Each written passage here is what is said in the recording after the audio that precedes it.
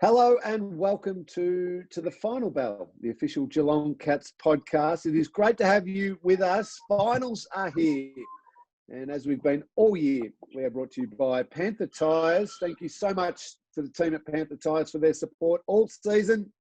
This stop-start crazy season. I don't know if all of us thought we were actually going to get to finals. There were times where some of us would have no doubt doubted that this season would not make it to this point. But we have finals, and I have my regular crew with me. Scotty, Gullan and Mathew Stokes are both joining the podcast from various locations. Stokesy from home, as always, rock solid professional. Hello, Mathew. Hello, Cameron. And Scotland, you are joining us again from your recording studio, aka the car. Well, there's consistency, Cameron. I like to have my personal space, which I can't get at home.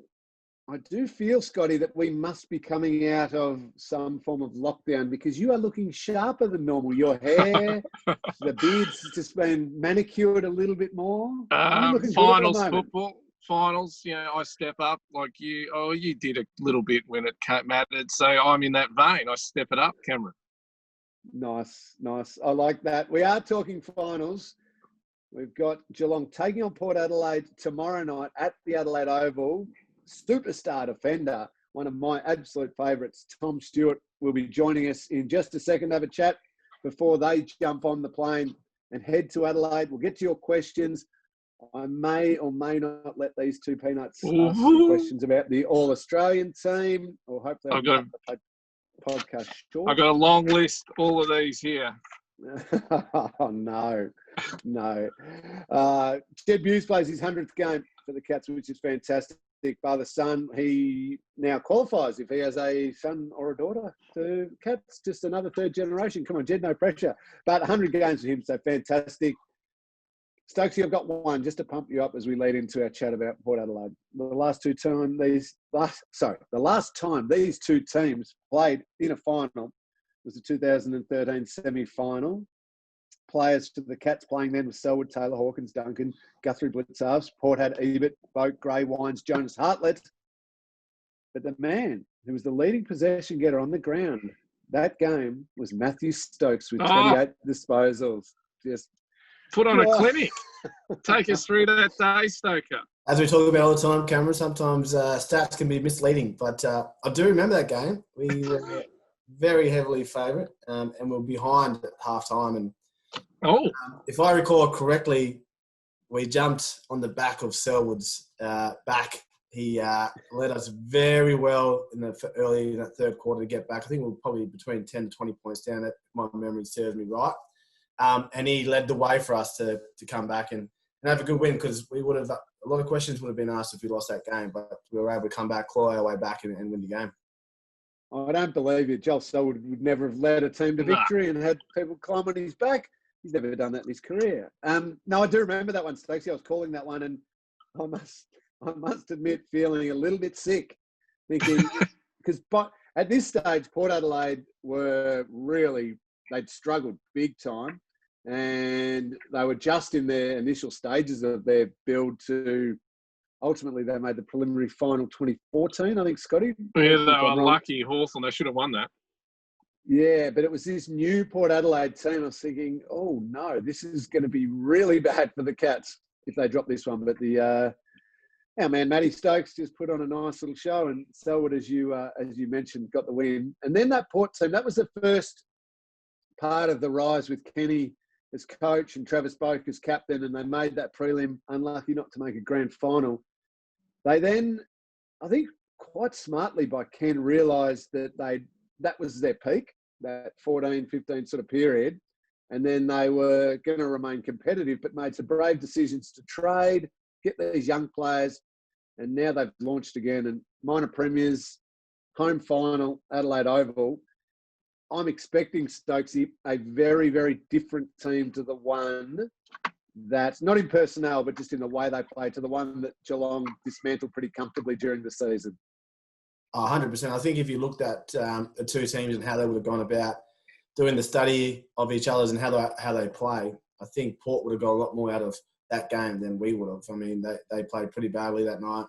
A lot of people aren't giving them credit because I'm not too sure why. They're on top of the ladder and have been all year. They're a bloody good team. They've got some really good team players. They seem like they went and play for each other, and they also play for Kenny. So it's going to be a hard assignment up there, Cameron. It's going to be a cracking game, and looking forward to it. Well, I'm one of those people who's underrated them all year, and unfairly so. You're right. They've just kept on winning. You know, even when there were question marks of, oh, can we trust them? Are they going to keep winning? We're only 7 or 8 games in. Is this just a bit of a false dawn? They've kept winning. The only thing that keeps nagging away at my mind is that Geelong game. They were so comprehensively destroyed that you think, oh, hang on, are they that good? But maybe it was during the middle of the year when it was footy frenzy and short breaks and everything. Maybe they just had an off night. Scotty, what's your take on Port Adelaide? Yeah, I can cop the off night, and there's a couple of different changes in personnel. But if I'm Geelong, I'm taking a hell of a lot out of that, and I would be not reliving it, but they're going to go in there to a hostile environment knowing last time we were here, we completely destroyed them. And I don't think, a couple of little tickles here and there. Port will be better, we know that. But I'd be taking a lot of confidence out of that. The way Hawkins, apparently Tom Cleary didn't play last week, and they're thinking of not playing him because of the Hawk factor, because of what Hawk did to him last time. So already selection has been a bit, Geelong's influencing what Port are thinking, which I like. I found them, even when they did win the footy, which wasn't that much in that game, they were so obviously predictable. It was the long kick to Dixon. Geelong handled it beautifully, had Harry there, but they also had Reece Stanley almost knowing the ball was going to go to Dixon. So he was always flying against the ruckman as well and had zero influence. I'm assuming while Dixon will continue to be the major target, they've got to be less predictable to the Cats. Well, I think Marshall's in for this game, and he wasn't. Like, he's an exciting kid with a bit of talent, but yeah, they might have a few more options. But I mean, you guys know, if you've had a big win over a team and then you come up against them 3 months later, it still means a fair bit to you. Well, it does, especially in the finals. Yeah. Did you have teams though, Stokesy, that you just felt as an individual, but also as a team you just felt good against? Oh, absolutely. For some reason we play well? Yeah, absolutely. You always have those players, you never name them, but you always feel comfortable that you're able to get a kick on them. And also, too, as a team environment, I think you always knew who you could get a hold of. You knew the guys where, if you were playing St Kilda or Fremantle, it would be a locking game. You're going to have to work really hard for your kicks.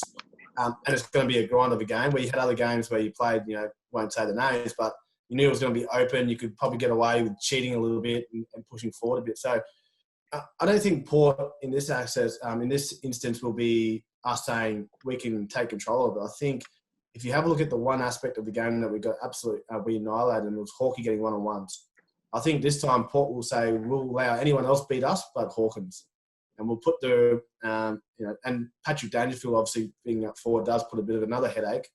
But they will say we'll let Luke Dowhouse kick goals. We'll hope Tommy Atkins plays. He kicks goals. Gary Rowan kicks goals. We won't allow Hawking to kick 5 and dominate in the air. Do you make a statement and put Dangerfield in the goal square at the start of the game? Just 100%. Right? That's not a brainer. And I really hope that happens. And I think from the way that we're seeing the way John playing, I think we've shown over the last couple of weeks that our best team is when he is forward. And it means you can have, and I agree with you, Stokesy, what their plan would be about the Hawkins. Don't let him have one-on-ones, because we saw what he did last time. But if Dangerfield's down there, it has to be Cleary or Jonas go to him, just by his sheer size and his marking ability, which takes out that other, if it is, I don't think it will be Cleary on Hawkins, but if it is, and Jonas is there to help, but Jonas has to go and play on Dangerfield, well, then there's one-on-ones. And then it's got to be somebody else coming off who's maybe not their preference to do it. They are so much better. And I also think, deep down inside, Paddy sees himself as a midfielder who's very good as a forward. And it kind of makes him hungrier and a little, I'm just talking a smidge grumpy, that when he then gets unleashed into the midfield for shorter bursts, he's even better in the middle of the ground. And they are a better team when he's forward. And then you can unleash him when you feel the need to, and bang, go to work in there. I think it's got to be the way. You mentioned Tommy Atkins, Stokesy. You'd have him in if he's good to go? 100%. I think in the finals, you're not going to have the space, especially as a small forward. You're not going to be able to rely on an easy kick or an easy goal. Or it's going to be a grind. It's going to be a hard-fought game from start to finish, majority of the time. Who epitomises that more than anyone in our team? Tom Atkins. He is made to play finals. And a lot of people, I've been hearing a lot of people come up to me in the shops saying, what has Tommy Atkins ever done to say that he's a good player? I've never ever said that he's a game changer. But what he is probably one of the most important players because he's the heart and soul of how that group plays. So if we can have someone like him, who's exactly like a Max Rook, but just a bit smaller, who can go in there and do everything else that no one else wants to do, in a final, they are the most important players because they are all about the team. Brilliant, Totally Stokes. brilliant. Absolutely brilliant. And the argument that he doesn't get enough of the footy or he doesn't kick enough goals, it has me tearing my hair out because people like Tom Atkins. And you mentioned Max Rook, who's the best to have done it for the Cats ever. He makes those special people around him shine even brighter because of the work. The work that Max Rook used to do for all of us, Stokesy, made us all so much better. Tom Atkins does that. It's not about Tom kicking 4 goals a game or having 30 possessions. He makes the special people do their thing. Yeah, it's 100%. crucial. So the people at Woolworths who keep going at me about Tom Atkins, I just want to get the veggies.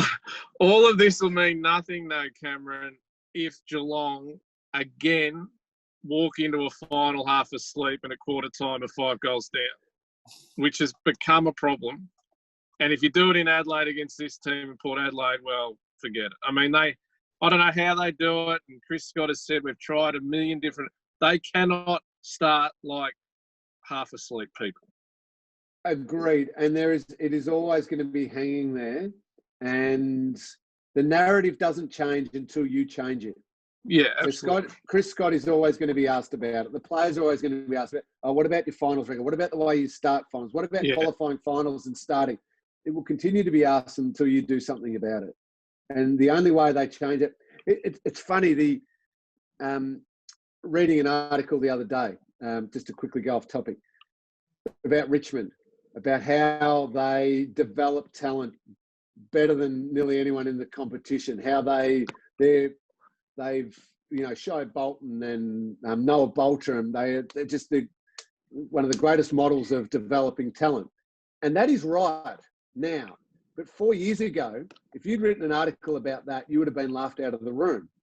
They changed the narrative by going out and producing. They were Richmondy. They were the team that couldn't turn number 1 draft picks and number 2 draft picks into anything of any value. And the jokes of taking Fiora over Pavlich and Tambling over Franklin were gagged.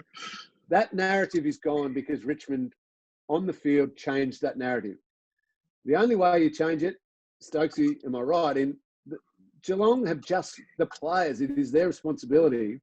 This first quarter has to be massive. Yeah. They have to nail every single fundamental of the game early on in this game to flip it completely around. And there's a massive ramifications for both clubs if you come out and lose this game. I mean, Port, obviously the best team all year by a fair bit, I would have thought.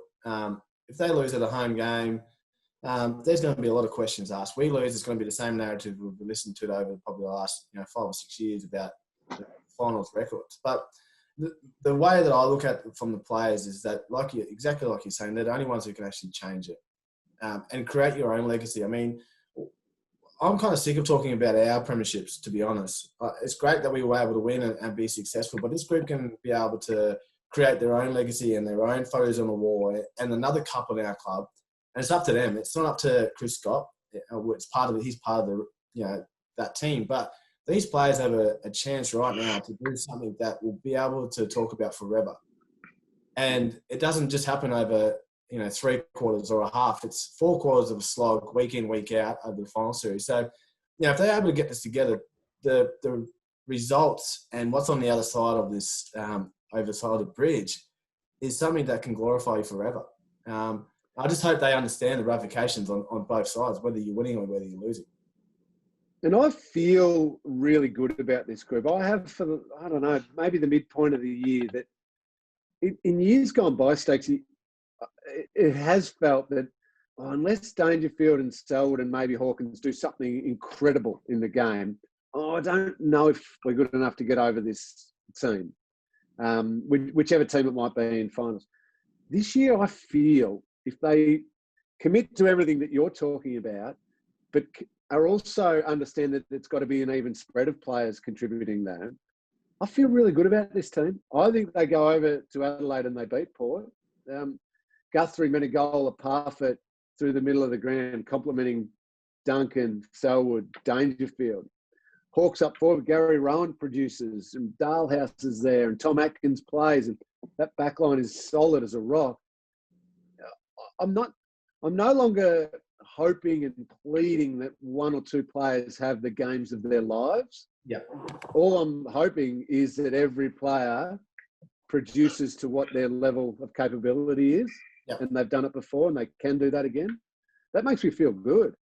I sit here really confident as well, Cameron, that we've got the group that need to, buy into 90 minutes of footy or whatever, how many minutes it is, and we have that even spread. And the one thing I plead for people out there, I mean, the last week has been hilarious going to the supermarket and out and about and enjoying and doing stuff, is that everyone keeps bringing up, this, it starts now. Well, it does, but we've got ourselves in a position that we're in that we're here, we're in finals, we've got a second chance. But instead of always moping about the negative, let's just get behind our boys, back them in and say, until whatever happens at the end of the year happens. But right now, let's just back them in and say, let's go Cats, and jump on the bandwagon instead of always sort of pointing out that, I know the narrative is there that we've, fallen apart in finals, but we can't keep hanging our hats on that. We need to back our boys in and hopefully we can go to Adelaide and get a win.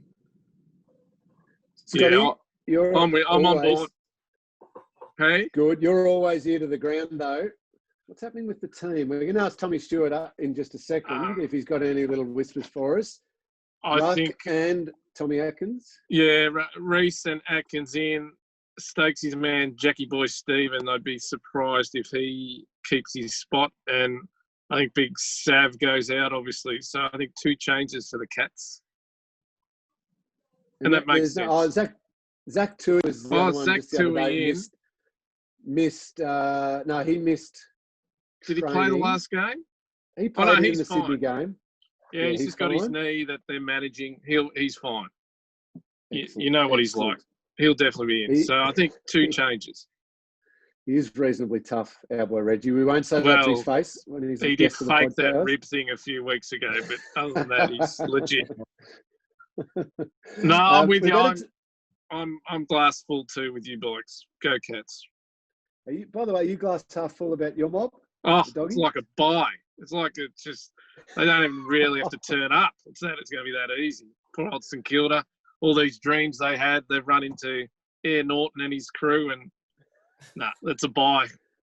Air Norton and his stack at. Tell us, can you remind me, Scotty, because you're way better prepared than I am. If whoever loses out of Geelong and Port Adelaide, they play the winner of West Coast Collingwood? I believe the crossover. Collingwood West Coast, the winner. So that means the loser of Richmond and Brisbane play your mob. Yeah. The Dogs, will play Brisbane or Richmond and get through that way. That's correct. I can't believe you're just dismissing the Saints like that, Scotland. Oh, look, they've been a great story, and I wish them all the best. But it's a different, as you two know, it's a different level, and my Dogs know how to go there. Karma is a... No, it's just confidence, Mathew. You just got to, rather than sit on the fence, you just express. No, I like it, Scotty. Well, what do you two? Who do you think will win, Cameron? I think the Dogs will win, but I'm not dismissing the Saints. Like you, Mathew, you're on the Dogs. I'm not sold on the Dogs either. Look, I'm not the biggest footy expert. I don't watch a hell of a lot. I watch more NRL than the AFL. But from what I've seen, I'm going to back St Kilda. Oh, come on. Go to the break. We've got to end this conversation. All right, let's go to the break. Tommy Stewart is standing by. He's about to join us from his hotel room in Queensland. So let's get to that. We'll be back in a second. Welcome back to the final bell. It is great to have you with us. We are brought to you by Panther Tyres, but we're also supported by Deakin University. Digital is in Deakin University's DNA. With 40 years of experience in distance and online learning, discover why they're the #1 Australian public university for overall educational experience. Premium, proven, loved. Study online at Deakin. It is my great pleasure, as I mentioned earlier, we are joined by one of my absolute favourites, two-time All-Australian, and it's great to see him back running around. A little injury earlier on in the season, but has not missed a beat since then. Tommy Stewart joins the podcast. Hello, Tom. Hello, guys. Thanks for having me. It's great to have you with us. Where do we find you at the moment within the hub? Just in my room at the moment, mate. The lovely mansion at Southport, so just gearing up to head off to Adelaide. Heading off to Adelaide today. We are recording this Wednesday morning. Heading off later today, is that right? Yeah, so head off in about 45 minutes, jump on the bus and head to the airport, and away we go. So very exciting. All right, we won't hold you up long then. You've got to make sure you lock in and for that travel. What's the build-up been like though? Bye week, everything just presses pause for a little bit. What's the feel been like amongst the group? To be honest, it's been rather natural. We've had a couple of 9-day breaks during the last sort of month or so. So it's been business as usual. We sort of get a couple of days off post-Sydney, and then we come in and had a good session on Saturday night and get ourselves up for a big week this week. So albeit a strange build-up, obviously the pre-finals bye, but it's been a normal sort of week for us. So Stewie, hub life overall, I mean, you've been doing it for a fair while now. Do you get into autopilot a bit? Is that how you could describe it? Yeah, absolutely. It sort of becomes a bit of Groundhog Day every other day. Get up, get a coffee, have some brekkie and think, what am I going to do for the rest of the day? But no, the club has been really good facilitating some activities for us. And having the kids and the families around has kept it refreshing and keeps you on your toes as well. Now, let's be honest, Tommy. You don't really love to be around people that. So the hub life for you would be it would be very interesting. How have you dealt with having to be around your teammates every day? Good question, Stokes. No, it's been good. Obviously, some days you sort of just want to be by yourself and sort of just relax a bit. But to spend some time with the young boys, especially like the new draftees and those boys you don't tend to spend a lot of time with, it's actually been really good fun. You see a different side of people. You see who takes it super seriously, like the skipper and the like, and then who genuinely just relaxes as soon as they get off the track. So it's been good to have a good mix, but yeah, you've nailed it. A couple of days there, I've really enjoyed just being by myself and being with my wife. So it is my idea, Stewie, of hell on earth. If I had been surrounded by Stokes and Kelly and all them all the time, I would have strangled them. So you're doing very, very well. Who do you see? You know, you come out of your room and look down the length of the corridor and you just spot someone. You think, I'm going to have to share the lift with that person. I'll quickly duck back into the room for another minute or two. Who do you avoid in the hub at all costs? I've been quite lucky. Me and Em got put on the family floor. So we got all the kids and we get the Harry Taylors and the Dangerfields and Hawks and the people you actually enjoy, have a good laugh with. So I haven't had to deal with too many awkward lift conversations. But who would I avoid if I saw him? Probably Lukey Dale. He's just always way too up and about for me. I think he powers down like a robot when he goes to bed, and he just comes out full of energy, and I'm just not about that first thing in the morning. What about this week, Stewie? I mean, you guys were flying 6 weeks ago, and then it seemed like the last couple of games were a bit, they were okay, but did you get a sense that you're just sort of gathering steam again? Yeah, I don't think we were too bad. I think Richmond were very good a few weeks ago, and then obviously we had a poor showing in the first sort of 2 quarters against Sydney. But we sort of got a few things right late and won that game. But we're just very eager to get back into finals. And obviously this is, as Lingy and Stokesy and I think everyone in the footy world knows, this is when the real season starts. So we're extremely excited and obviously very grateful that we get another opportunity to play finals footy as every club wants to every year. So we're gearing ourselves up. We've had a good week and we're raring to go. Hey, Stewie, you're a very tough player. You're a very tough man, very stern man. But the injury, it looked like it was nothing. And I know you hit the spot in the right place at the right time. Doesn't matter how quick you're going. I know what kind of bloke you are like. You would have hated the fact that you were hurt so much or something that was so small. But have you dealt with much flack from your old mates at South Barn and the tough boys regarding the little bit of a hip and shoulder that cost you probably your third All-Australian because you've been in an amazing form this year again? Oh, I don't have to look too far to cop flack from the old South boys. I think Scarlo straight after the game was like, "What's going on there, mate?" So yeah, I mean, everyone's seen the vision, and I think me as shocked as anybody when I bumped Tommy McDonald. I went back for the second one. I was like, "Hang on, what the hell is going on here?" And then sort of gave the collarbone a bit of a touch, and there's a bit of a bone sticking out of my neck. So yeah, very, very strange, very weird. But as you said, right spot, right amount of force. It just sort of popped, and I was very lucky. I only missed 3 games with that, and sort of haven't looked back since. Just argue with them and say anyone else would have missed 10 weeks with a collarbone injury, Stu. So you're still pretty tough.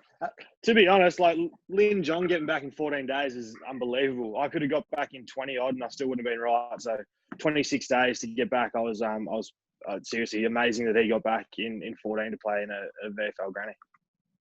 Tough Bulldogs players, Scotty, isn't that right? Correct. They bred them tough at the doggies. Stu, just looking forward to tomorrow night's game, the power game. When you played them halfway through the year, you completely dismantled them. Brilliantly played. They, I think, took 3 marks inside forward 50. I think Hawke took that himself, plus plenty more. What are you expecting them to throw at you differently to last time? We're assuming they're not just going to try the same way that they did last time. What are you expecting out of left field a bit from Kenny and his team? Well, I suppose we have the extra knowledge of Kenny sort of coaching at the club back in the day, but I just think they'll double down on what they know they're good at. They're an extremely good clearance team. They're a great forward half team, so they'll just come into the game, I think, saying put extra pressure on getting the ball in their half and trying to keep it there. They've got a lot of weapons around the ball, and obviously big Charlie Dixon up forward, so they'll try and give him as many looks as they can.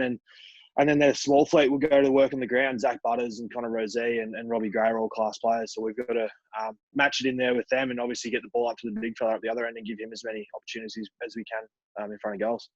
And I guess that's what Port will do and what they'll bring. But and don't give away all your secrets here, Tommy. But what is as from a player's point of view, what's your key focus points on? Obviously a quick start and a good start. But what are the other parts of the game that you're looking for you guys to implement really early in the game? Yeah, it's. I don't think there's too many secrets in finals footy. So actually, I think we've just got to nail the basics early. Whether that be a clean ground ball or giving it to our tight support or finding a release mark. These sort of things are things that we've based our game off all year. So we've just got to nail that early and really try and take the emotion out of the game and get that crowd to be a bit quieter than it would be if they were up and about. So I don't think much changes for us in that respect, and we've just got to be up for it for the first half and then go from there, reassess at half time and go from there.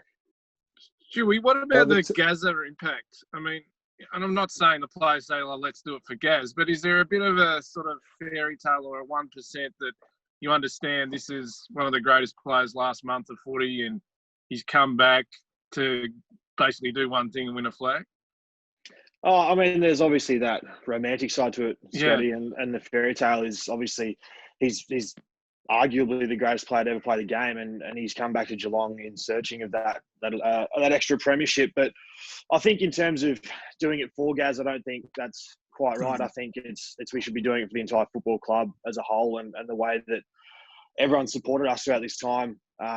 Yeah, obviously it's pretty special to have Gaz back, and what he brings is like no other. But I don't think we have to look too far than each other person next to us to really drive ourselves to win that flag.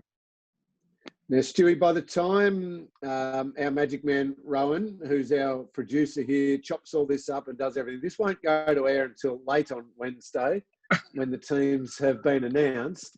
Can you give us a little feel amongst the group? Is the big fella, Ray Stanley, good to come back in? Is Tommy Atkins feeling good? What's the word? Oh, well, I'll straight back this one, Lingy, but they both trained very strongly throughout the week and they've put their hand up for selection. It's Neil Baum. We got Neil Baum. No, to be fair, we're very lucky, barring obviously Cocky, who's headed back to Victoria. We've got an extremely healthy list. I think we've only got 2 or 3 blokes that are in the rehab group, which at this time of the year is an unbelievable sort of number, considering what we've had in previous seasons. So to have a healthy list, and it's not my job to pick the team, but to see that as a leader of the club, it's been amazing the way the boys have sort of handled themselves through these condensed fixtures and got themselves right every week. So it's really good, and I dare say that Reece and Tommy will feature in some capacity on Thursday night. Stokesy, I like it. Stewie, it's a final now. You don't give anything away. Do not give a single little bit away. Locked in, competitive. I love that. It's very old school. He's a very old school kind of a man, Tommy Stewart. I like it. I like it. Stewie, we won't hold you up any longer. Unless, Scotty, have you got one more for Tommy? I just like to go? Stewie, the decor. Are you going to take one of those paintings home with you from your room? Oh yeah, the wife loves the artwork. It's they're all the same, aren't they? Yeah, it is. They're exactly the same. It's very Southeast Queensland, I'll give you that. No, well, we love the fact that you joined us on the podcast. Love what you do. Good luck tomorrow night over there in Adelaide. Safe flight over, but let's hope the Cats can get the win and get the week off and head through to a preliminary final. Thanks for your time, Stewie. Thanks, gents. Great to chat with Tommy Stewart there, the star Cats defender. Got a big job against the Port Adelaide forward line, but as we saw earlier on in the year, did a magnificent job, that group, stopping a very powerful Port forward group. We're going to take a break now. We're going to get to your questions, and I'm sure Stokes and Scotty will have something else to vent about after we have a break. All Australian. No more All Australian talk. So, I've got some questions I need answered. Okay, Mathew, we'll get to them. Let's take a break. Welcome back. It is great to have you with us. You're listening to The Final Bell, the official Geelong Cats podcast. Great chatting with Tommy Stewart. Time for your questions, though. But before we do get to your questions, we've just got a new little final sponsor here, Stokesy, coming on board. But they've always been incredible supporters of the Geelong Footy Club, and fair to say the Geelong Footy Club players over the years. Town and Country Pizza are on board. Town and Country Pizza are continuing our extra COVID-specific policies and procedures to ensure safety of employees and, importantly, our customers, both in-store and on delivery, including no contact delivery. With the introduction of a Tuesday night deal at all locations, customers can order $15 large pizzas, any variety, to make it easier for all to bring a little joy into their home. There is simple and easy to use online ordering, always available at townandcountrypizza.com.au with multiple payment options. So big thanks to Frank and Joe and all the Rossi family for jumping on board with Town and Country. Stokes, you would have been a regular there, wouldn't you? Oh, they've got me through COVID. They're town special. Me and the boys are always in there. So, yeah, Joe and Frank and the team, thanks very much. I mean, they're just a great family-owned business and Geelong local. So, thanks for the support, boys. But, geez, their food's good. And they've seen a lot of me over the last 6 months. Every time we can't be bothered cooking, it's the first place we go. So, what's your go-to pizza, Stoker? No, the town special. Town special. Cameron, what do you go with? No, I love a Hawaiian with a bit of extra cheese on top, but the country special is better than the town special. Oh, is it a country special, is it? No, there is a town special and a country special, I think. But I'm voting for the country special. Oh, sorry. I think it is the country special. Thanks, Danny. No, but there's a town special, though, as well. You confuse me now. You have a lot of knowledge. Any of our listeners, please give us a bit of feedback. What's the favourite pizza is at Town and Country Pizza? And just double check. I'm sure there's a town special and a country special. The ones without for which one you like best. No prawns. No prawns? No, I don't. Did you say no prawns? No, I love prawns. All right, let's get to your questions. Let's get this show back on track, you two. Yes. Cam asked this, not me. Cam asked the question, will it be the Cats' top 6 players or bottom 6 players that determine how far we go in finals? Great debate, Stokesy. Is it your megastars or is it those players who play incredibly important roles within the team? I've always been a believer, and it's a little bit on what we discussed before with Tommy Atkins. If your bottom 6 are absolutely locked in, understand their roles, have real clarity in their roles, and just perform it to perfection every single week throughout finals, and you can just rely on those people, and in big moments they do what is needed to be done, that determines really high quality finals against other excellent teams. Because when they're doing that, your best six, your top six, can do what they do and do it as well, and do things that I'm sure most of us can only ever dream of doing. But without the bottom six doing all that foundation work, the top six don't get to shine as bright. Do you agree? 100%. I think, if our bottom six can, and please don't look at the bottom of Supercoach points and see how many points they've scored for the game. Please just use your eyeballs to see the impact they can have on a game, because those Supercoach points in finals mean jack shit. What you need is to look at the tackles, look at the pressure acts, doing what they see when it comes to everything that the team needs the player to do, and judge them on that. And that's where you'll see who wins. It's normally who can have more of an impact or have an output from the bottom six. It's normally the guys that will win. Yeah, the top six just have to play to their level, which isn't match winning. It's just to their level. And if the bottom six, as you said, do their role, that'll assist the top six. You don't need a hero. That's the problem. You don't need a hero. No, and that's sometimes where the danger is, that players think, if there's no belief in that bottom six, and I'm talking about real, genuine, rock-solid belief, you feel like, as one of the good players, not that I ever was known, but one of the stars has to play. Well, I think Paddy Dangerfield has felt that for the last couple of years at times in these finals. Yep. And, he's felt and tried to do it by himself, and it hasn't worked. You know what one of the great examples are? Because the counter-argument to this, some people might be, but what about Dusty Martin for Richmond in the previous couple of final series, or 3 finals? He has been superb, unbelievable. But the reason why Richmond have won premierships and Dusty's won Norm Smith is because of all that work the unheralded Richmond players have done. And then Dusty shines, just plays to his level, stands up in big moments. He's built for finals. Richmond win, he wins a Norm Smith. But he doesn't win a Norm Smith without Kane Lambert some of the time, or Basher Hooley, or Dylan Grimes and Nick Floston and David Asprey, these sorts of players. Yeah. Joe asks, Buddha Hocking, the great Gary Hocking, was one of my favourite all-time cats. Now that the Pies have let him go, could we see him back at Geelong?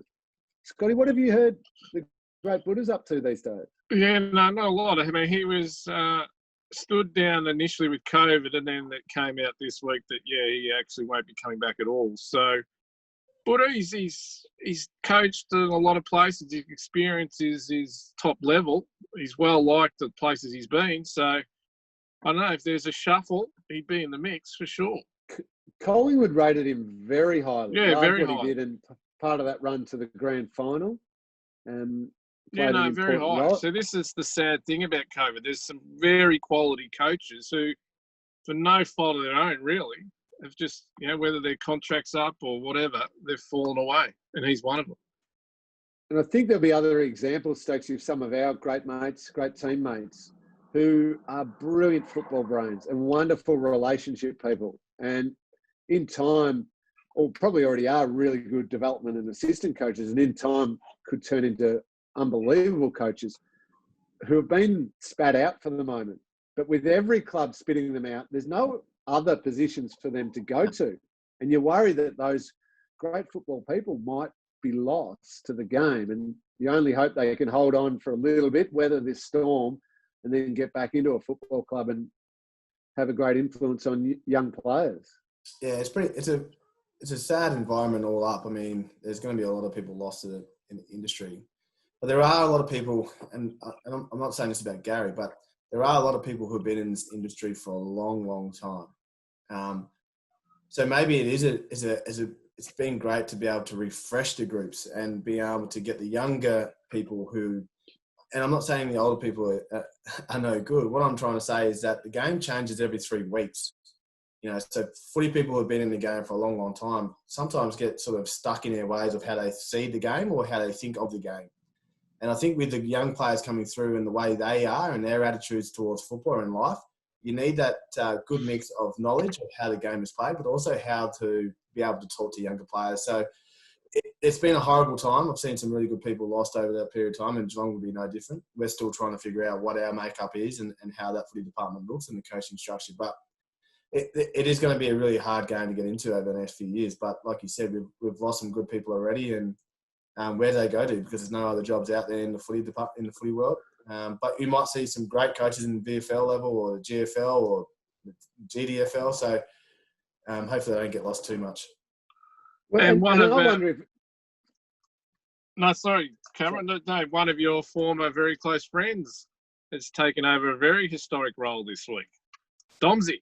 Domsey the new taking over Mickey Turner's role at the Falcons, and big shoes. Paul Corrigan has taken over as coach of the Falcons. Great role for Domsey. Domsey's had one job this week with me and Otto, is to find us a place to have a palmy and watch the footy on tomorrow night, and he hasn't been able to come through. So Domsey, you're useless. Your organisation got knocked back by Billy. Better than that. Got knocked by Billy. That's not good. Billy couldn't get him in. Wow. I wonder if, just on a broader discussion about coaches, we see more, the pathway over the last 10 years, 12 years or more, 15 years has been ex-player comes in as an assistant coach or development coach, assistant coach, and then ends up as a senior coach. Strict pathway. It almost hasn't been since Alistair Clarkson, who specifically had coached a standalone club team in the Sandful, who's come through that pathway. Is there anyone else, Scotty? Tell me if I am. Chris Fagan's not so much coaching. He's been a football department person for a long time. But maybe we see now with these less positions, Joel Corey, who Stokes and I both believe will just be an amazing coach, goes and coaches a standalone, let's say a GFL club initially, Geelong Footy League. Yep. And then coaches a VFL team if that's what the competition looks like in the future, and actually learns a greater role of recruiting and managing staff as well as players and everything. And then that's a new pathway to becoming a senior coach in the AFL, back to like Alistair Clarkson did. No, I agree. Could easily go that way. The old jobs for the favourite sons, though, those days are gone. It's all changing. Yes. Richo asks this one, can the boys share any good finals pump-up speeches with us? I was never big on the pump-up ones, was I, Mathew? Mine was more a bat it out somehow. Everyone would be ducking. Hit the fundamentals. All you said was, if my man gets away, you better pick him up. Stokesy. If Brent Harvey gets away from you, it's your responsibility to pick him up. That's what I got told. Did Bomber go rah-rah at all or not? Not really? No. Bomber trusted us to do our work. Bomber was the believer in the majority of the coaching has been done in the years, months, weeks, and most importantly, the days leading up to the game. He'd hammer home the final points. He'd sharpen attention. He'd let Stokesy and Gaz and Stevie play footy golf around the change rooms because that was their build-up. He'd let me sit and just talk rubbish with the docs and physios. He'd let Hales and Harry and Scarlo bounce off walls and be fired up 3 hours before the game. He trusted that the work had been done, and then he'd bring it all together at the end. Not a fire-up. Any classic? I can't think of any. Nah, Bomber was a way of just giving you a look because you had a relationship with him and he didn't have to say anything for you to want to play for him because you already had that. You knew as soon as you got into that room, he'd look at you, he'd give you a bit of a look, and then you knew that was your responsibility. I mean, there was no huffing and puffing with Bomber. The only good spray that I remember from Bomber was a private plane when we got over to Perth, and we were down by Freo by about 30 points, and he just went absolute apeshit because he goes, that's the last time the club's ever, if you want another private jet, you boys got to win. I think we ended up winning by 10 goals because we got the private jet back over to Perth, but I didn't think that happened again. But I think Bomber said more with his looks than he did with his words. And even though he was an intimidating man when he got angry, the texter used to get flown around a fair bit, but it was more his looks. He'd give you some bloody good looks. Yeah. Early days, we played a pre-season game when we were really young, and it was quite slippery. It might have even been in Darwin. Nah, Cairns? Really. The Cairns, was it? And threw Dave Jono's boots at him? Boots at him, yeah. Yeah. He thought Dave Jono was wearing the wrong boots. We all went looking for our screw-ins straight after that. Love it. Last question here. Steve asks, what do you think Gaz will do post-footy? Stokesy, I believe he's got his what's it called? It's like a media platform. His player sort of voice website. He's really keen to do that, isn't he? Yeah, exclusive insight. Yeah, he's obviously got that. But I reckon, knowing Gazza, he's got a few other things going on at the moment ready. I think he might sit back and enjoy life a little bit. I mean, if there's one person that deserved it, it's probably Gary. And what I did after footy, and I've never had anything even close to what Gary ever was, but I went straight into work pretty much 3 weeks after I finished footy. And one of the biggest regrets was I didn't just sit back and enjoy life for a while. And I've spoken to Gary a few times over the last year or so since he come back, and I think it's probably one of the biggest things he's really looking forward to is sitting back and having obviously with the young fella now, spend some family time with Geordie and enjoy life, because once you go back into the workforce, there's no finishing at lunchtime and going to play golf, Scotty. Realise the reality of football is that it's a bloody good job. And once you go back to a 9 to 5, it's bloody difficult and hard. So unless you're a Herald Sun writer by the name of Scott Gullan, and then you still play golf every day. Cameron, unless you own 16 hotels and float around radio once a week, you've got the best life of any man on this planet. I own 0 hotels, Scotland. I'm no longer in the hospitality The Cayman industry. Island accounts are full anyway. That's the main thing. I agree with you though, Stokesy. I think that's what Gaz will do. Gaz won't be near footy. That's the one thing. He won't be anywhere near footy.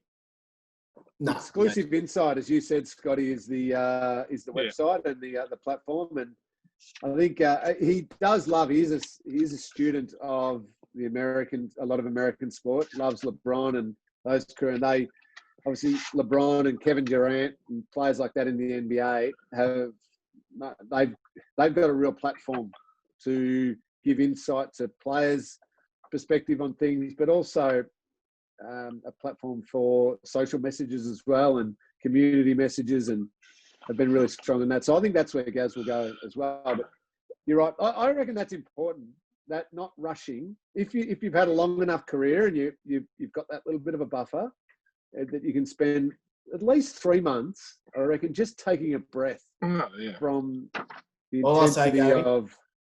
All I say, Gary, is that 3 months, maybe just do a little bit of walking.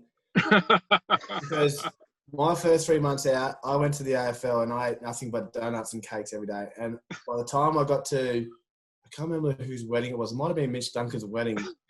My suits didn't go nowhere near being able to be buttoned up. So my only advice for you is, Gary, is enjoy the retirement when it's happening. We're talking about it's happening already. But just keep an eye on that weight, because I ballooned straight away. You aren't the only one, Mathew. You're not the only one. There's ups and downs along that journey of retirement. We've got a few ex-teammates, Cameron, who have let themselves go, but we won't go into that right now. Now, Cameron, I got sent some questions too this week. Ooh. Oh, did you? Please fire away, Scotty. We've got about this is from 24 seconds. This is from Mathew from Highton or Newtown, wherever he is. Did you attend the All-Australian meetings, and did you watch any of the games during the year? All right. Who have you got a problem with, both Mathew and Scotland? Well, there's a GWS halfback flanker who was nowhere near as good as he was 12 months ago, and politically you had to get a giant in. Nick Haynes wasn't the best half. Yes, come on. Who would you have ahead of him? Well, Nick Loston, a fairly solid year in one of the best teams in the comp. Yeah, solid year, and Haynes a solid year. Everyone had solid years. Max Gawn Max Gawn and Grundy both went down a level after being dominant the last couple of years. I didn't think you needed another ruckman. Grundy went down probably 2 levels. Max was still very good. are you a one ruckman philosophy? Absolutely. There's no. Well, if you're starting to say this philosophy about positions, you're in a bit of trouble, Cameron. Why is that, Scotland? Oh, I think the football community weren't happy with the term wingman and half forwards and specialist forwards being snubbed. Stokesy, did you agree? No, well, I'm glad that my boy from West Coast he was good. got in there. So I'm glad he but Dusty and Paddy being in there, that's fine because they do go forward and they are probably the most dangerous forwards in the competition. But there's a 6'5" bloke who I don't see kicking too many goals on a half-forward flank that I didn't particularly like to see there. Cameron. Scotty's man, the Bones. Oh, come on. He's first pick. You wouldn't have him in Mathew. this team. I'm not saying he wouldn't be in the team. I'm just focusing on my forward group. I'm really focusing on that group, and he wouldn't be in my top 300 in the competition to play forward. There you go, Cameron. This is Mathew from Heighton speaking. What about your small forwards, Stokes here? Actually put together a whole year. That's enough years. No, hey. Don't get your back up, Mr. Ling, all right? Just because you've got a lot of hate coming towards you, don't bring it towards me. Oh, all I'm saying is... so much hate. If you take out Bont, right, take out his name, and you put a half forward on Australian, and what he kicked 8 goals for the year, and you saw an All-Australian player with 8 goals to his name playing half forward, what would you say? He's our resting midfielder. The other two aren't mids, they're forwards. You've got Patrick Dangerfield and Dusty resting. How many resting in midfielders you need? Oh, he's got you. I knew that's the only issue I've got, Cameron. There's so much hate in this world. And you've both gone to the place where everybody else goes, picking it apart rather than celebrating those players that are in the team. That's after a wonderful season. Wrong. I celebrate 21 positions. I think it's a very good team, very nice team. It would have been a very hard team to pick this year, but just don't. It was. Put Bond on the bench. Come on, Bond. Go there. Oh, you did a good job, Cameron. Don't take your Mercedes forward drive and go sit on the bench, please. Were you happy with the Rising Star winner? I don't even know who won it. Caleb Sarong from Fremantle. Well, I mean, pretty good. Raoul's going to get more Brownlow votes than any of them, but yeah, I think he couldn't give it to Raoul. He played 5 games. One he got injured in, and one he was 3 of them were off the games. Sarong probably played on the season. I know that. I'm just saying he will in the Brownlow medal. He'll have more votes. Yes, that could be true, but 3 games doesn't make a season. Exactly. No, I know that, but it makes a fairly big mark on the season, more than a few of those Rising Stars had. We might have, well, I'll see up our sleeve a little bit. He still qualifies for next year. Oh, no. Poor kids playing next year. There's no chance. No chance. There'll be a group of kids who won't have played any under-18 footy coming into their first season of AFL, and Matt Raoul's still eligible for the Rising Star. Good luck with that. Anything else you'd like to pick apart before we go and start celebrating finals footy? No, I don't want to end on a negative, Cameron. I just thought, I'm just relaying what the letters I was receiving in my inbox. From Mathew from Heighton. Full of crap, Mr. Gullan. Go enjoy golf. All right. We better go. Scotty's got to go play golf. Stokes' finally got to go and look after the kids. Can't stay locked in that room all the time, Mathew. You know that restrictions are gone. Mate, lockdown's over. I'll have the computer rolling. Thank you, Stokesy. Thank you, Scotty. Thank you to all of our listeners for their questions they sent in. Please keep them coming in. Thanks to Tommy Stewart as he jumping on the bus right now to head to the airport to fly to Adelaide. The Cats take on Port Adelaide tomorrow night, 7:40. Is that correct? Oh, it's early-ish. I'm sure all of our listeners would know this anyway, so I probably don't need to. 7:40 our time, Victorian time. The Cats take on Port Adelaide, first versus fourth at the Adelaide Oval. Winner moves to a prelim. Loser will play the winner of West Coast and Collingwood. Enjoy your weekend of finals football. We'll be back again next week.